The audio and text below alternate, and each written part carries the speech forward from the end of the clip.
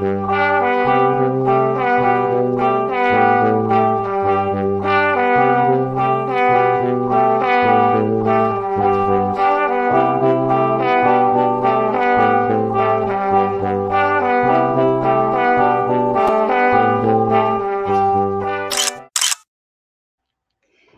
querida, alegria do encontro, sou Nina Veiga e estou aqui no canal Paz e Bem, a produzir conhecimento inspirada pela antroposofia da imanência, num ativismo delicado por uma estética da vida viva.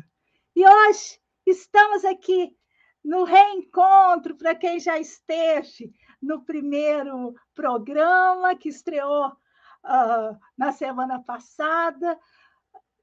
Vamos começar. No primeiro programa fizemos uma apresentação e agora vamos começar essa trajetória, né? Porque qual que é a minha ideia? A minha ideia é fazer programas que sejam independentes entre si, para quem passa, né? Se por acaso aquela pessoa passou e se inspirou com o nosso conteúdo, ela pode ir na playlist aqui do canal, o caminho da playlist está aqui na descrição do vídeo, e pegar o fio todo. E quem está seguindo, está com caderno, está estudando, hoje eu vou trazer umas novidades para quem vai ser, digamos assim, um aluno ou pesquisador associado, como eu prefiro. Muito bem. Então, o título do nosso projeto é Antroposofia da Imanência, ativismo delicado por uma estética da vida viva. Essa primeira temporada, eu vou caminhar pelo título. Então, hoje, o tema do nosso encontro vai ser antroposofia. Afinal, o que é antroposofia? E aí, eu vou trazer, né, o que eu tenho como vontade. Qual é que é a minha vontade com esse programa? Qual que é a minha vontade com essa produção de conhecimento? E aí eu separei 3, eu sou cheia de vontade, vocês vão ver. Mas separei 3 dessas vontades que me impulsionam a estar aqui diante de vocês. Primeiro, claro, ajudar a fazer do conhecimento mais potente dos afetos. As ideias, diz Rudolf Steiner, tornam-se potência de vida. Então, eu não sei se já aconteceu com vocês, comigo aconteceu várias vezes. Se eu estou escutando um podcast, se eu estou na caminhada escutando, que eu faço muito isso. Aqui o canal Paz e Bem, todos os cursos do Pedro, do Faustino, as falas do Mauro, de muita gente aqui do canal, eu vou na caminhada escutando. E aí, às vezes, aquilo cai, sabe? Transforma meu olhar, amplia a minha potência de viver. A minha segunda vontade, operar com o conhecimento antroposófico na produção de uma estética da vida viva. A gente vai falar dessa questão estética da vida viva nessa temporada ainda, faz parte do nosso título. Mas, adiantando um pouquinho, dando um spoiler, a estética da vida viva é o modo como a gente vive. Que modo é esse? É isso que o modo como eu estou no mundo, a minha estética, se produz de que maneira? E terceiro, colaborar com a divulgação de uma epistemologia do vivo. É claro que todas essas palavras que eu uso, às vezes são um pouco herméticas, mas a vontade é essa mesmo. Não nos apequenar, encarar as palavras, lavá-las, como diz Viviane Mosé, colocar para quarar, dar um sentido próprio e singular a elas, para que a gente possa desenvolver um pensamento que seja capaz de acolher a vida em si e de produzir vida, não é? Muito bem, então vamos lá para a antroposofia. Eu queria começar. Ai, sempre tem os livros aqui. Eu queria começar falando, sabe, da minha chegada nessa antroposofia. O que que me atraiu? Então, queria dizer que eu venho de um lar, terceira geração, do espiritismo kardecista. Isso, então vamos imaginar o que significa isso para uma criança, para um jovem. Significa pais e mães extremamente pragmáticos, digamos assim, né? Com uma vontade de ciência, de leitura, que acreditam nas suas crenças em coisas que não se vê, o que já dá uma abertura muito interessante, mas que tem uma fragilidade nos rituais. Por quê? Porque o kardecismo ele vem de um positivismo. Então, é de uma vontade de ultrapassar os ritos, como se os ritos fossem, digamos assim, algo menor. Consequência de uma época, né? De uma época onde ser intelectual, ter essa razão como um império, era muito importante. Faz parte da história, nós vamos conversar muito sobre isso aqui. Mas, quando eu cheguei na antroposofia, vinda desse berço kardecista, o que me encantou, a primeira coisa que me encantou, já que eu não tinha acesso ao catolicismo ou às religiões de matriz africana, já que eu não tinha nada dessa experiência na infância e juventude, foi o modo como os rituais eles beiravam ao laico. Tinha o ritual, mas ele não estava, digamos, vinculado diretamente a um dogma, a uma religião. Isso foi uma das primeiras coisas que me encantou. Por quê? Porque dava uma artistada naquele pensamento acostumado a um racionalismo.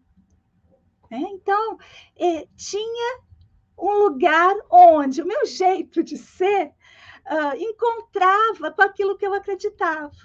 Então, essa foi a minha chegada, a minha primeira chegada. Eu queria só partilhar isso levemente com vocês. Depois eu vou contar mais da minha chegada na pedagogia Waldorf. Mas eu queria trazer esse elemento pessoal para a gente introduzir esse meu... essa minha, é importante que se diga, interpretação do que é antroposofia. Então, eu gosto de resumir. Quando eu estou dando aula, eu escrevo, né, Alonso? O que é antroposofia? Eu coloco lá, amigo. Ou seja, a coisa mais importante a gente vai ver, tomara que eu consiga mostrar para vocês, através dos autores, isso que eu estou fazendo como um lembrete, né? Uma brincadeira, tipo assim, aquelas brincadeiras que a gente faz para passar no vestibular, né? Na minha época era vestibular, hoje é Enem, outros modos de acesso à universidade, mas que são aquelas linguagens, aquelas cifradas. Então, o migo quer dizer o quê? O mundo é comigo dentro. Quando o mundo é comigo dentro, muita coisa muda, gente. Muita coisa muda. Porque é muito diferente você criticar algo quando você se coloca fora, normalmente acima, né, daquilo que você está criticando, e quando você se coloca junto, dentro. Isso muda a perspectiva, mas muda também a responsabilidade. E inclui nesse olhar, nessa crítica, várias coisas que fazem parte do mico, que são as subjetivações. Tá bem? Então, essa é a primeira questão. Assim. Se alguém perguntar para vocês o que é antroposofia, pode dizer sem medo. Antroposofia é migo. Ou seja, o mundo é comigo dentro. E quando o mundo é comigo dentro, muita coisa se torna diferente quando eu vou falar por aí. Muito bem. E aí, agora já trazendo uma definição mais racional, digamos assim, a antroposofia, fundamentada filosoficamente na fenomenologia goetheana, está aquém e além da razão instrumental.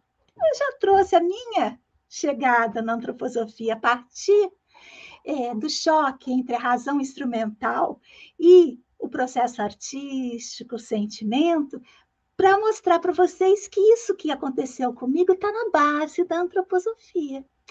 E o que é essa palavra difícil, que é a fenomenologia goetheana? Então, depois a gente vai conhecer melhor, eu vou falando, mas é uma introdução. Rudolf Steiner estava fazendo seu doutorado e foi convidado por um professor dele para fazer parte, para organizar os arquivos das obras científicas de Goethe.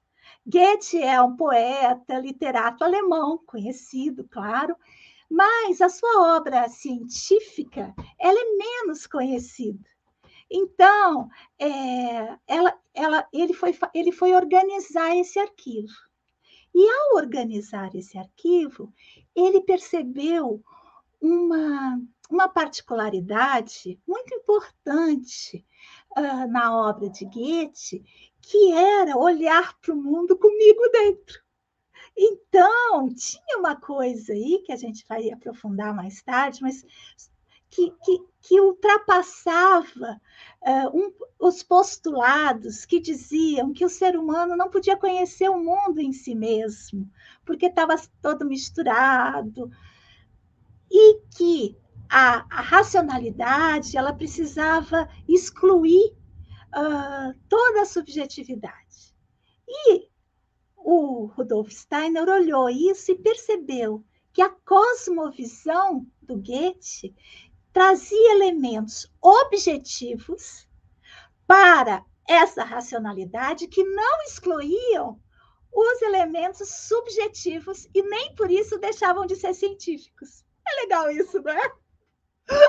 É como se ele produzisse justamente uma epistemologia do vivo, um modo de ver o mundo, né, de conhecer o mundo, que incluísse, não excluísse. Não transformasse que nem tem uma coisa que Goethe fala, que Rudolf Steiner replica muitas vezes, que é a questão da rosa.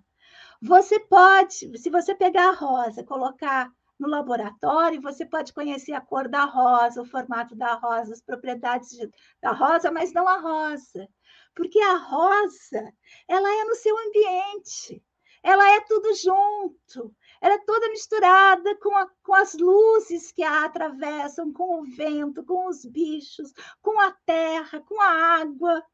É uma coisa só, o que de mais adiante no nosso processo a gente vai conhecer como o nome de monismo. Então, a rosa no laboratório, a gente pode decifrá-la de um certo modo. Não está dizendo que não é bom para determinadas coisas, mas perde-se, digamos assim, muita coisa que lá não está. Então, a antroposofia sugere que a gente faça as duas coisas juntas.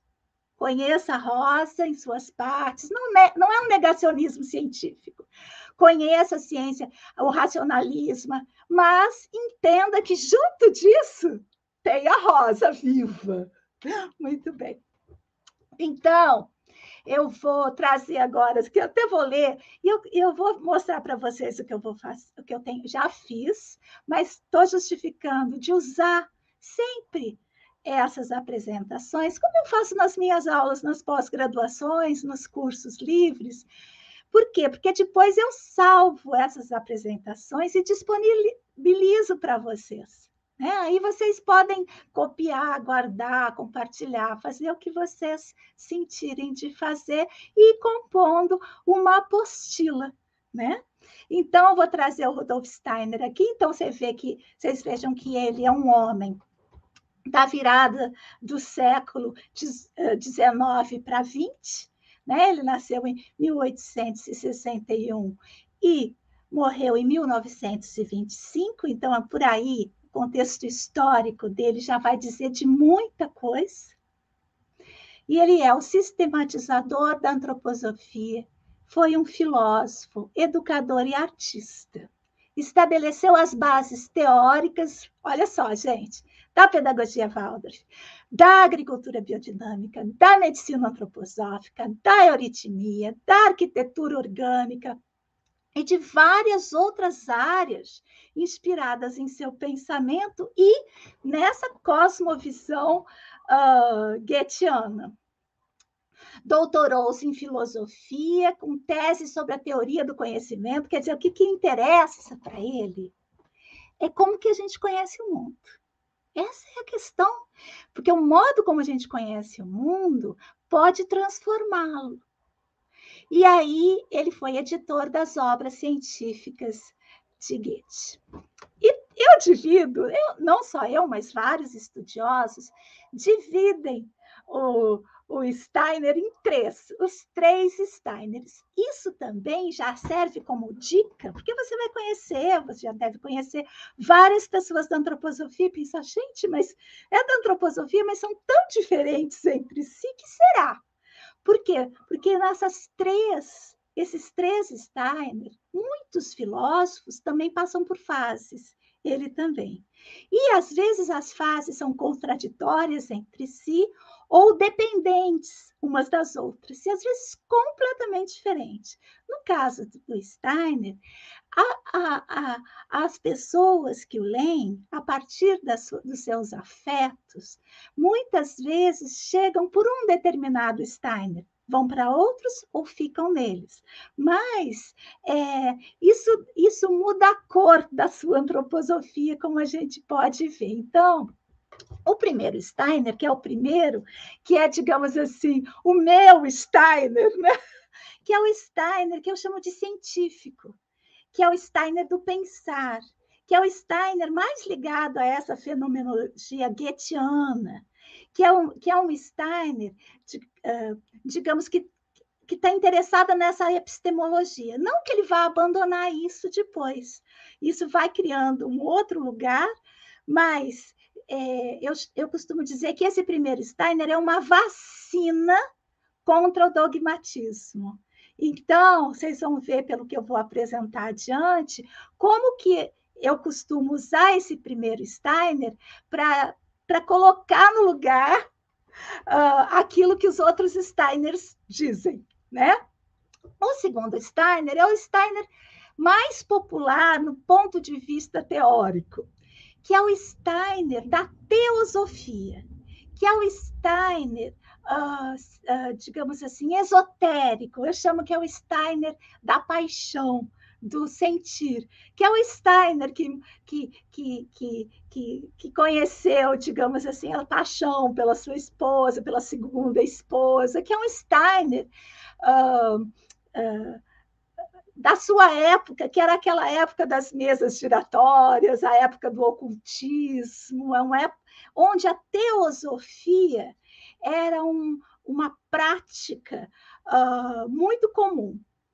E aí, esse Steiner científico chega, digamos assim, se encontra com a teosofia e pensa, nossa, encontrei minha turma, não sou o único que vê o mundo todo integrado, não sou o único que acredita em espírito, né? Não sou o único. E se apaixonou por isso, mas como que ele chegou à antroposofia e de que maneira que ele começou? Ele trouxe a sugestão dele lá é que esse modo de ver o mundo goetheanístico fosse usado não só para a materialidade daquilo tridimensional que a gente tem, mas também para esse mundo oculto que a teosofia trazia. Que a gente fosse para esse mundo do oculto, né?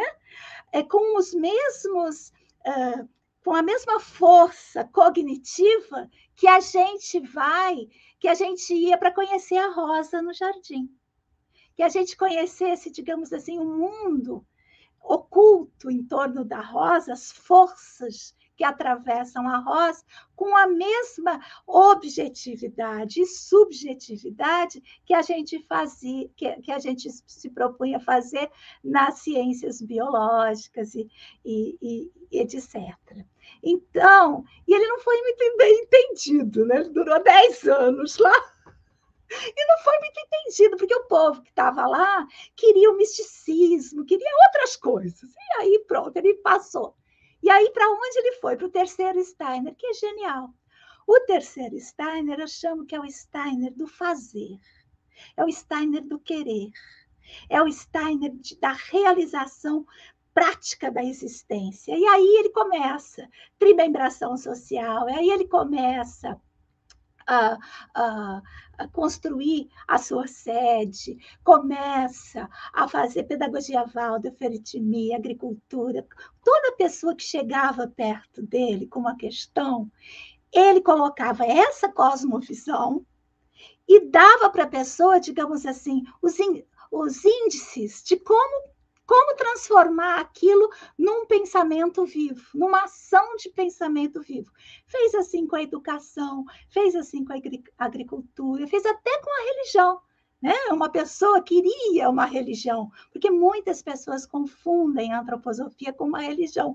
Não é, não é. A gente vai, depois, por enquanto, eu vou só afirmar, depois eu vou trazer essa justificativa maior.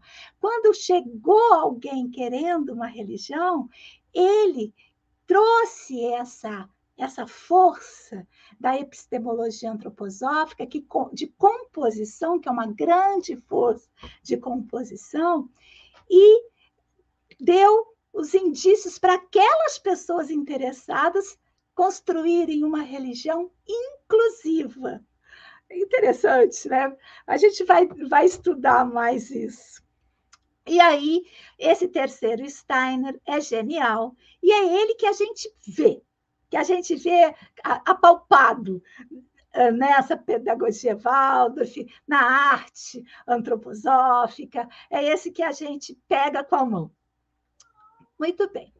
Agora, eu queria trazer uma grande referência, a nossa referência principal, que é o meu tá velhinho, o outro mais velhinho ainda, e eu gosto, depois eu vou mostrar para vocês algumas diferenças de tradução que são muito importantes, né, entre essas duas, podemos, se vocês se interessarem, até trazer uma versão em alemão e ver como que os modos de apropriação e as traduções, elas se dão. Por que eu tenho esse livro como, diga, a minha referência principal na antroposofia da imanência? Eu tenho por causa do próprio Rudolf Steiner. Numa conversa do Rudolf Steiner, lá em 1922, ou seja, ele morreu em 25, no final da sua vida, depois do terceiro Steiner falando já no final da sua vida, um professor Waldorf, seu amigo Stein, perguntou para ele: o que restará do seu trabalho em milhares? Eu até coloquei entre colchetes esse milhares e escrevi centenas de anos. Milhares é um pouco de exagero, né? Em centenas de anos. Ao que Rudolf Steiner respondeu: nada, nada. E aí ele vem: exceto minha filosofia da liberdade. Lembra que eu falei que eu usava esse primeiro Steiner como um filtro para evitar cair num misticismo, num dogmatismo, num fundamentalismo? Então, ele mesmo dá a dica, em várias vezes na sua obra. Mas, nesse momento, ele acrescentou: mas tudo está contido nela. Se alguém realiza o ato de liberdade lá descrito, encontrará todo o conteúdo. Ou seja, é a chave de entendimento da obra do filósofo, é o Filosofia da Liberdade. Por isso, nós vamos ter como base sempre o Filosofia da Liberdade e, claro, outras obras, outros autores. Qual que é a minha ideia? A minha ideia é da gente ler junto a Filosofia da Liberdade. De que maneira? Na época da pandemia, eu colocava todo dia um memezinho que eu mesma construía do ativismo delicado para fortalecer. São citações por uma estética da vida viva, que eu chamei. Citações de Rudolf Steiner. E eu comecei a pegar, né? Eu tenho esse livro todinho marcado, né? Como vocês estão vendo, tem folhas que nem tem mais espaço para escrever. E aí eu fui pegando as frases chaves para mim, né? Que me ajudavam a organizar o pensamento, sempre no sentido de: será que o que eu estou falando não está apequenando a minha vida ou está abrindo? Eu estou excluindo ou estou incluindo? Sempre me perguntando sobre isso. E fiz diversos memes. Então, a ideia é fazer uma leitura recortada e leve do livro, né? De maneira a perceber os pensamentos chaves que nos ajudem a compreender a obra como uma proposta de concepção monista imanente. Então, é o tal do migo, né? Esse migo. Porque o modo como a gente lê uma obra pode transformar a obra completamente. A gente vê muito disso, né? Até mesmo nos livros sagrados, a gente vê que muitos livros sagrados são lidos de tal maneira que tiram a liberdade. E como eu digo aqui, uma filosofia da liberdade, né? Olha lá, assim poderemos sempre e novamente ativar um alarme cognitivo. Essa é a minha vontade. Um alarme cognitivo para evitar a instalação em nós de um pensamento dogmático, com sua tendência a prepostos, a deveres seres, né? Para que a gente possa ler a obra, estar no mundo por essa força de composição, por essa filosofia da liberdade. Afinal, a filosofia da liberdade, digo eu, claro, é uma filosofia da liberdade. E fora da imanência e do monismo, como a gente vai ver nos nossos encontros mais profundamente, não é possível o exercício da liberdade. Este recorte ilustrado que eu vou mostrar para vocês agora não substitui o estudo sistematizado da obra. E eu já disponibilizei para vocês, vou mostrar onde, a obra completa. Muito bem. Então, queria trazer, porque eu acho assim, ai, gente, esses trechos da filosofia da liberdade, para vocês sentirem, pensarem comigo e sentirem a potência disso. Então, baseado nisso tudo que eu já falei, olha aqui que ele traz. A intuição e a observação. Lembra lá da rosa? A rosa que você observa, que você intui, são fontes de conhecimento humano. O que ele está falando aí? Que não é só a observação que é fonte do conhecimento humano, que a intuição também é. E esse processo, né, de legitimar a intuição é um processo que a antroposofia dá ênfase. E aí diz, está aqui na filosofia da liberdade, e para mim esse digamos assim, é a chave, é o conceito operacional que mais me motiva na minha tese. Diz ele: o sentimento é o meio pelo qual o conceito obtém inicialmente vida concreta. Então, veja como inverte toda a proposta racionalista da educação. É o sentimento que dá concretude. ao conceito. Não é lindo isso? Ah, nossa! E a gente vai ver nos nossos encontros muito isso. Toda a arquitetura da educação Waldorf é para que esse sentir esteja junto. Porque o migo é o pensar, o sentir e o querer juntos. Então, quando você faz algo, tudo junto, e não separado. Não, você está fazendo isso profissionalmente, isso não tem a ver com seu sentimento. Não, porque a gente já sabe, né, gente? O mundo que a gente está, ele é fruto de uma dicotomia muito grande entre aquilo que se pensa, aquilo que se sente e aquilo que se faz.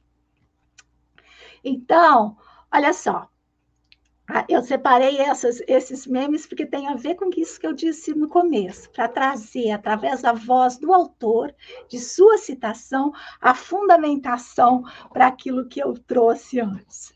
Com efeito, não somos as coisas externas. Lembra da discussão da rosa, da discussão do conhecimento? Mas pertencemos, olha o migo aí, juntamente com as coisas externas, juntamente com elas, ao mesmo mundo. Ou seja, ele não está como alguns autores que ele estava conversando, diziam que o mundo interior era só interior. Não, nós não somos o externo, mas o externo e nós estamos no mesmo mundo. O meu sujeito é uma parte do mundo e é permeado por seu constante devir. Ou seja, ele está dizendo que eu estou em constante devir mundo, que o mundo e eu e somos coisas distintas, porém estamos no mesmo lugar, a tal da antroposofia do migo. E aí, essa última que eu separei para vocês diz assim: não nos basta, porém, relacionar percepções e conceitos por meio do pensar.